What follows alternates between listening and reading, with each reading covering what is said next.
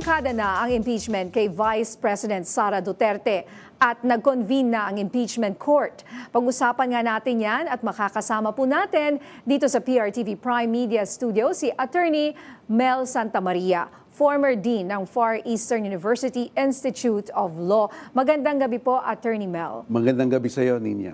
Okay, unahin na po natin itong tanong na ito. No? Ano po ang reaksyon ninyo dito sa sinabi ni Senator Marcoleta na huwag raw maniwala sa mga pinagsasabi ng mga dean? Well, unang-una mga dean, mga eksperto yan eh. Mga eksperto sa larangan ng batas, no? Huwag pakinggan. Dapat ang advice natin sa ating mga madla, pakinggan lahat. At ang madla ang mag-decide kung ano ang mas credible sa mga base o sa mga kwento na nabibigay ng opinyon. Halimbawa, sabi ni Senator Marcoleta, kung hindi ako nagkakamali, bakit daw isa sa alang-alang ang Rome Statute, nag-withdraw na tayo. Pero ang sagot siya, napakalinaw naman sapagkat sa Rome Statute mismo, sinasabi sa Article 127 na bagamat ang isang bansa ay tumiwalag, hindi ito maaalis yung responsibilidad nila sa anumang mga usaping bago sila tumiwalag. At yung nangyari kay Presidente Duterte ay nag-umpisa bago March 17, 2019. So mismong yung tratado, sinasabi, may residual obligation ang Pilipinas. At pangalawa, ito na yung parati nating sinasabi na Republic Act 9851 na sinasabi sa Section 17 na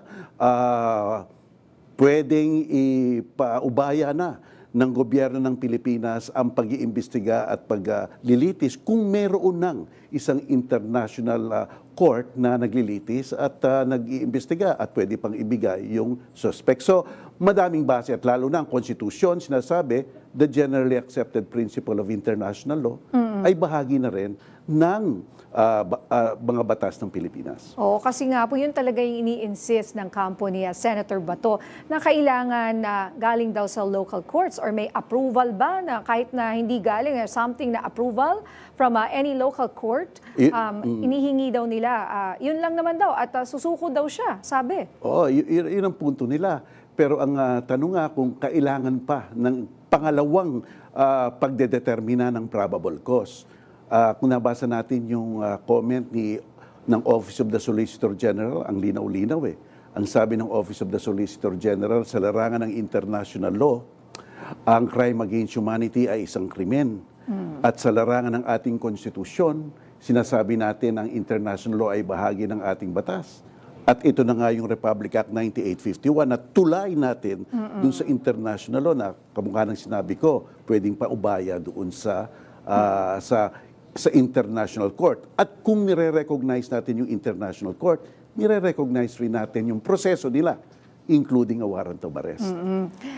What if Attorney Mel, para wala na silang masabi, kunyari, di ba? Hypothetically, di humuhingi tayo ng warrant mula sa local court. Hindi ba mahirap or madaling gawin yun? Okay. Ang problema dyan, basta tumingi ka ng warrant dito sa local court na to, siyempre, baka ma-delay na naman. At ang mangyayari dito, kailan matatapos yan? Baka umakyat na naman sa Korte Suprema. So, kahiya-hiya tayo sa international community.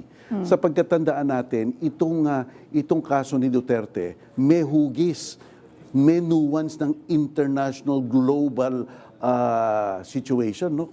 Issue, pinag-uusapan tayo ng buong mundo. Pinag-uusapan tayo ng buong mundo. Kaya nga gumawa tayo ng Republic Act 9851 para mapabilis na rin.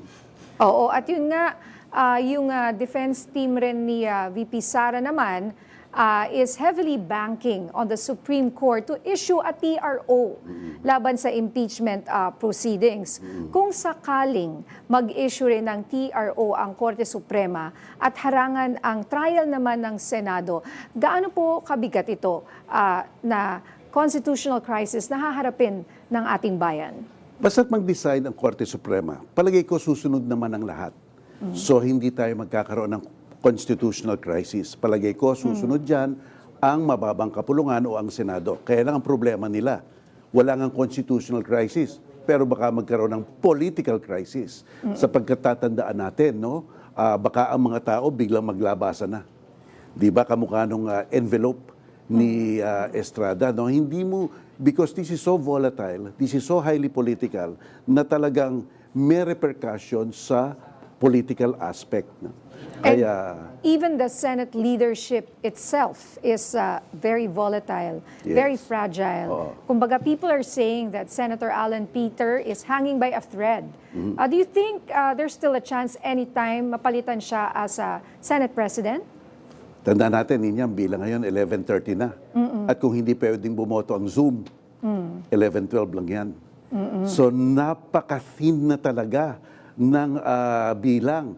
Konting click lang dyan, magpapalit na talaga ng liderato. So, well, hindi natin malalaman, no? Sapagkat niya tayo nabibigla eh. Di ba? Bigla. Actually.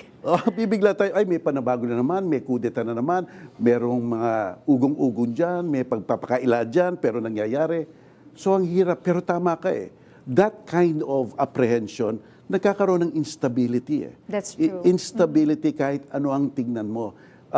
Kung wala tayong consistency sa liderato, in anything, kung wala tayong consistency sa liderato, talagang it's an unstable situation, hindi maganda. And not just unstable, but also, what about the credibility of the Senate?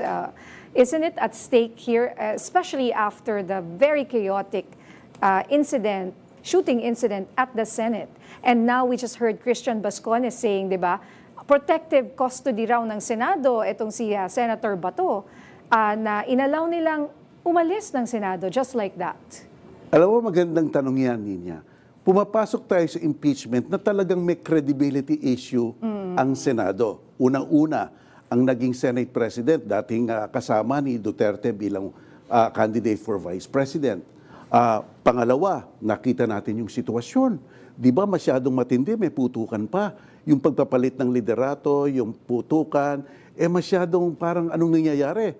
At pangatlo, yung ibang mga boboto na West, with all due respect to them, may mga kaso eh. Yun na nga po. Yun na nga. Example, ito kahapon nirekomenda ng DOJ kasuhan ng plunder, graft, direct bribery at corruption of public officials. Itong sina Senators Jinggoy, pati na rin si Senator Joel at Senator Cheese ay iniimbestigahan na rin.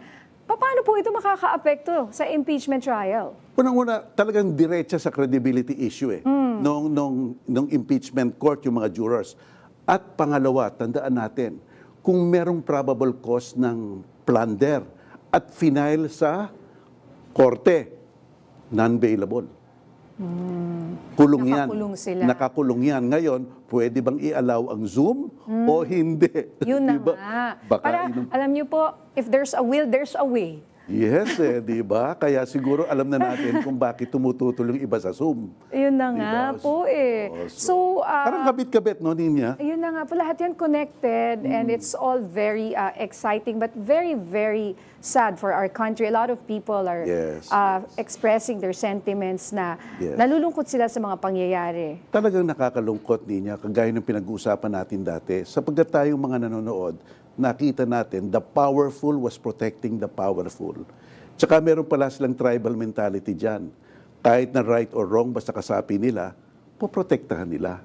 Tsaka yung accountability aspect was viewed as an attack. Saan ka naman nakakita na magwa-warning shot ka sa isang alagad ng batas? Di ba? Parang, wow, pambihira dito sa Pilipinas. Unseen, unheard, but there's always a first time and it's all very incredible. Ito pong Yes. nangyayaring, sabi nga ng iba, Senate circus, ano? And then we see them wearing all these robes. They look so solemn and so good even. I mean, it feels like for an ordinary Filipino, after you hear all everything that they've said, di ba? Ano to? Costume lang ba? Or deep inside, andun yung totoo mong kulay? Sharp comment, Ninya. Parang may sense of hypocrisy, di ba? Parang may sense of hypocrisy dito sa nangyayari because of this credibility issue na Imagine ba sa korte, di ba? Ang tingin mo sa korte, papasok ka, solemn, tahimik, maayos, majestic. Pero dito, papasok ka sa korte na, sino itong mga taong to? ang gugulo nito last week. Di ba? Parang hindi ko ma-reconcile yun. Yung last week, ganito sila, mga Facebook Live nila and all that. And then this week, para silang mga santo. Yes, because the image of a judge must be one of stability, consistency, and fairness. Pero hindi iyan pa ang nakikita natin sa mga huwes. Kaya pasanin talaga nila, napakita nila sa mga tao na talagang they will be faithful to their oath na maging neutral at non-partisan. Is there a chance still na pwede silang to turn around, di ba? Na yung sinasabi yung credibility issue na ito Yes. can still be saved. Alam mo, Ninya, no, ang gandang tanong niya, sapagkat kahit magpalit-palit man ng Senate President ang ng Chief Justice nila dyan, basta't yung 13 intact, yung 13 intact na yon, well, they control the process and they will control the verdict. Tandaan natin, less than 16 acquitted. So therefore, kung yung 13 intact yan from beginning to end, they control the process, they control the verdict. Kaya sana, itong mga nangyayari ngayon, itong 11:30 na o 11:12, I hope it's a good sign. It's a good sign na something probably might happen or sana mali ako, no? Sana meron silang independence of mind na talagang titingnan ng ebidensya. Kasi you need 16 votes. Yes, And anything less than 16, acquitted. It's a super high majority. I mean, hindi lang Yes, majority. correct. Yeah, so at this point, what we're seeing, hindi talaga natin masasabi, Attorney Mel. Pero yung 13 mukhang solid eh. Yes, mukhang isipin mo pa ito, Ninya.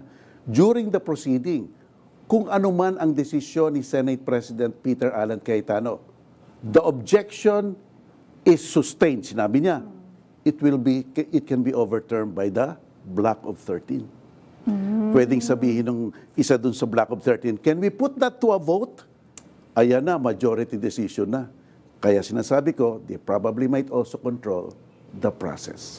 Ngayon, we are seeing na nga, may some minority senators losing their committees and all that, So many things are happening in the Senate. So sana laging maging mapagmatsyag ang ating mga kababayan at talagang hingan natin ng sense of accountability and responsibility. Itong mga tinitingala po natin sa gobyerno. Sana nga po, Attorney Mel, maiba lang, may kumakausap po sa inyo na maging private prosecutor. Kung tatanggapin niyo po itong role na ito bilang private prosecutor, ano po ang magiging primary legal strategy po ninyo para masiguradong solid itong ihaharap natin sa mga senator judges na ito? Malay mo, sa sobrang solid, kahit na very partisan siya, di ba? Buboto siya ng tama sa kanyang konsensya. Unang-una sasabihin ko, at through channels, I have received requests for that. Pero dito ko sasabihin na hindi ko tinanggap. Hindi ko sayang, Hindi ko tinanggap, pati spokesperson, hindi ko tinanggap, pati private prosecutor. Pero anong strategy? Yes. Well, just lay the cards. Pakita natin ang ebidensya. Whether ma-acquit o ma-convict, so be it. Kasi para sa akin, dalawang korte dito. Isang Senate Political Impeachment Court, tsaka isang Court of Public Opinion. Tayo yon. At yung public opinion na yon, palagay ko, ang mas mahalaga, it will have a more political impact. All right. Maraming salamat, Attorney Mel Santa Maria, dating dean ng Far Eastern University Institute of Law. Thank you po. Thank you very much.